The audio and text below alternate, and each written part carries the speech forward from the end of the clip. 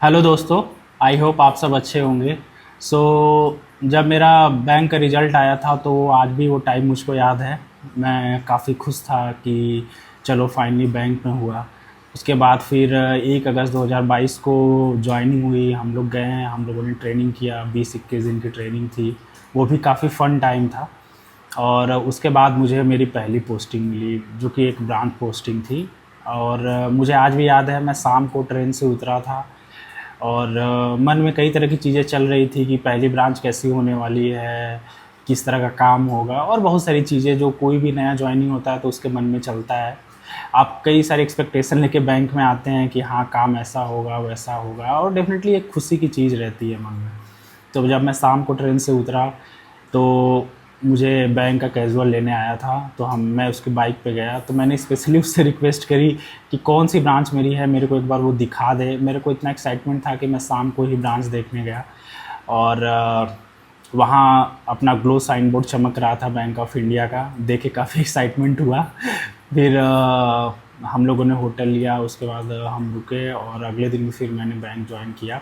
तो ऐसा रहता है कि जो आपकी एक्सपेक्टेशन रहती है, ज़रूरी नहीं है कि आपको सामने भी वही मिले। आपको काफ़ी चीज़ें ऐसी होती हैं जो आपको रियलिटी चेक्स मिलते हैं, तो उसको हम ब्रेक डाउन करके अब मैं अपने एक्सपीरियंस से आपको बताता हूँ।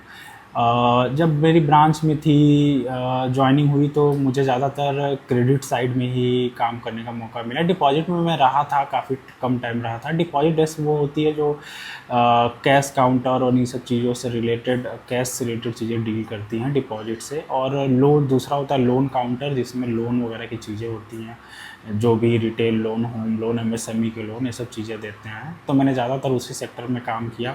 कई बार ऐसा होता था कि बहुत ज़्यादा प्रेशर होता था, आपको लेट तक रुकना होता था, ये सब चीज़ें होती थी।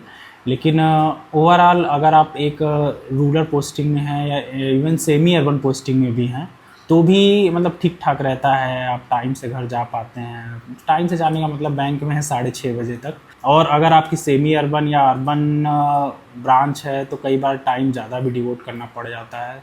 7 बजे काफ़ी नॉर्मल हो जाता है।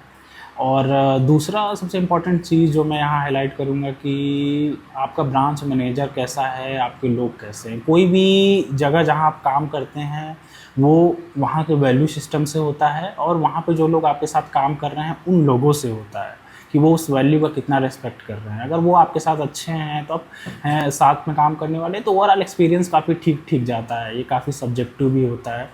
तो मैंने जहाँ ज्वाइन किया था वो मेरा ब्रांच काफ़ी ठीक था। वहाँ के लोग काफ़ी हेल्पफुल थे। शुरू में तो काफ़ी थे, बाद में चीज़ें जब रिस्पॉन्सिबिलिटी आने लगती हैं तो काफ़ी चीज़ें अपने ऊपर लेनी पड़ती हैं, तो वो धीरे धीरे आदमी सीखने लगता है। लेकिन शुरू में लोग काफ़ी कोऑपरेटिव थे और चीज़ें काफ़ी स्मूथ चली थी। अगर मैनेजर आपका कोऑपरेटिव रहता है तो छुट्टी वगैरह लेने में भी कोई इशू नहीं आता है, चीज़ें ज़्यादातर स्मूथ चलती हैं। और तो शुरुआत में मैंने वही लोन काउंटर में काम किया 3-4 महीने और ओवरऑल एक्सपीरियंस उसका ठीक था। उसके बाद हम लोग की अगली ट्रेनिंग आई 1 महीने की।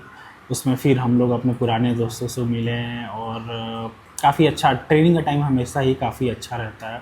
उसके बाद मेरी पोस्टिंग हो गई जोनल ऑफ़िस। जोनल ऑफ़िस में भी मेरे साथ बहुत यूनिक चीज़ें हुई। मेरे को मिल गया आईटी डिपार्टमेंट कुछ टाइम के लिए, हालांकि ऑफिशियली वो दे नहीं सकते थे क्योंकि उनको जो ट्रेनिंग है उस टाइम में सेकेंड ट्रेनिंग में हम लोग को क्रेडिट डिपार्टमेंट में रखना था, लेकिन उन्होंने फिर भी हम मुझे आईटी में डाल दिया। लेकिन ठीक है, कोई दिक्कत नहीं था। ओवरऑल वो भी टाइम काफ़ी ठीक ठीक कटा। कई बार ऐसा होता था कि बहुत ज़्यादा प्रेशर आता था, चीज़ें मैनेज करनी पड़ती थी। लेकिन मेरा क्योंकि आईटी का बैकग्राउंड है थोड़ा, मैं टीसीएस में भी मैंने काम किया था 1 साल और मेरा आईटी का एक्सपीरियंस है क्योंकि मेरा इलेक्ट्रॉनिक्स एंड कम्युनिकेशन का ब्रांच है, तो ओवरऑल मैं चीज़ें वहाँ पे मैनेज कर लिया था, बहुत सारी दिक्कत नहीं आई थी। उसके बाद मेरा जो पोस्टिंग हुआ एसएमई यूसी गोरखपुर में हो गया। एसएमई यूसी जो है वो स्मॉल एंड मीडियम इंडस्ट्रीज़ को लोन देने का काम करता है। आप लोग जानते होंगे, जैसे कोई दुकानदार है, कोई कंट्रैक्टर है, कोई डॉक्टर है, कोई स्कूल है, या इस तरह के जो भी हैं जो बिजनेसेस हैं उनको लोन देने का काम करता है।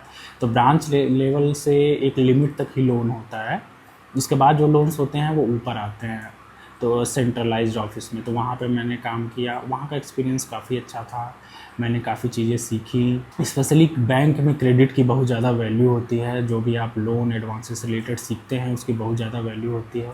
तो मेरे ऐसे कलीग्स मुझको मिले जिन्होंने काफ़ी वैल्यू एडिशन किया मेरे अंदर, और जो भी चीज़ें थी वो मैंने काफ़ी सीखी। और उसमें सबसे ज़्यादा इम्पॉर्टेंट मेरे को ये लगा कि हाँ, जो बैंक की गाइडलाइंस हैं, जिनको मेरे यहाँ सर्कुलर्स बोलते हैं, वो हमको पढ़ते रहना होता है, जो भी लेटेस्ट गाइडलाइंस अपडेट्स आ रहे हैं, ताकि आप अहेड रहिए, चीज़ों को जानते रहिए, तो आपसे गलतियाँ नहीं होंगी और चीज़ें काफ़ी अच्छे से चलेंगी। तो जो SME UC डिपार्टमेंट का पूरा एक्सपीरियंस था ओवरऑल काफ़ी अच्छा था, और काफ़ी लर्निंग मिली उस टाइम में मेरे को। और उसके बाद मेरी अगली पोस्टिंग हुई जून 2025 में जोनल ऑफिस के C&IC डिपार्टमेंट में। ये भी लोन से ही रिलेटेड है, लेकिन ये ओवरऑल लोन की चीज़ें देखता है। तो यहाँ पे मेरे को ऐसी फाइलें देखनी थी जो food and agro and agriculture से रिलेटेड हो। इसके बारे में मैं आपको थोड़ा सा ब्रीफ में बता दूँ तो ऐसी फाइलें जिनका एग्रीकल्चर से एसोसिएशन होता है, लेकिन वो MSMEs की तरह होती हैं, जैसे कि राइस मिल है, फ्लोर मिल है, बेकरी यूनिट है ना, इस तरह की जो फाइलें हैं वो मैं टैकल कर रहा था पिछले कुछ टाइम से। और वहाँ तो मेरा एक्सपीरियंस बैंकिंग का अब तक का सबसे अच्छा एक्सपीरियंस था। जो भी सीनियर हमें मिले वो काफ़ी अच्छे थे, जो भी हमारे लीड थे वो काफ़ी अच्छे थे, और मैं भी तब तक काफ़ी चीज़ें सीख चुका था। तो जैसे जैसे आप बैंक में सीखते जाते हैं, ग्रोथ करते जाते हैं, आप काफ़ी मतलब कंफर्टेबल होते जाते हैं, आपके अंदर एक कॉन्फिडेंस आता जाता है, आप अच्छे से बात कर पाते हैं, हर चीज़ कर पाते हैं, आप थोड़ा सा शांत भी होने लगते हैं। पहले नए नए में बहुत जोश होता है तो लड़ाई झगड़ा हो जाता है, लेकिन आप धीरे धीरे आप सोचते हैं कि लड़ाई झगड़े में क्या रखा है, तो आप थोड़ा सा काम माइंड होके चीज़ें करते हैं। और मतलब काफ़ी स्मूथ चला वो टेन्योर मेरा, और उसमें भी लर्निंग मेरी काफ़ी हुई। तो अभी तक का यही जर्नी था मेरा बैंक का। उसके बाद अब मैं अभी रेजिग्नेशन पीरियड में ही चल रहा हूँ, और जल्द ही मैं दूसरा ऑर्गेनाइजेशन ज्वाइन करूँगा, जो कि रेगुलेटरी बॉडी है, और उसके बारे में मैं आपको ज़रूर अपडेट दूँगा आगे वाली वीडियोस में। बाकी बैंक से जो भी लर्निंग हुई उसको मैं पॉइंट वाइज थोड़ा सा समराइज़ कर दूँ तो मुझे ऐसा लगता है कि बैंक ज्वाइन करना कोई गलती नहीं थी। आप डेफिनेटली अगर कुछ नहीं कर रहे हैं तो एक जॉब होना, और एक वेल पेइंग जॉब होना बहुत ज़्यादा ज़रूरी है, जो आपको सपोर्ट करता है, आपको फैमिली को सपोर्ट करता है, आप जो एक लाइफ स्टाइल मेंटेन करते हैं उसको सपोर्ट करता है। तो बाकी सब चीज़ें सेकेंडरी हो जाती हैं, ये चीज़ें प्राइमरी है एक जॉबलेस आदमी के लिए, तो ये बहुत ज़्यादा इम्पॉर्टेंट है। इसके अलावा जॉब स्पेसिफिक में बात करूँ तो वर्क प्रेशर तो डेफिनेटली रहता है, लेकिन ठीक है, बैंक उतना आपको पे भी कर रही है।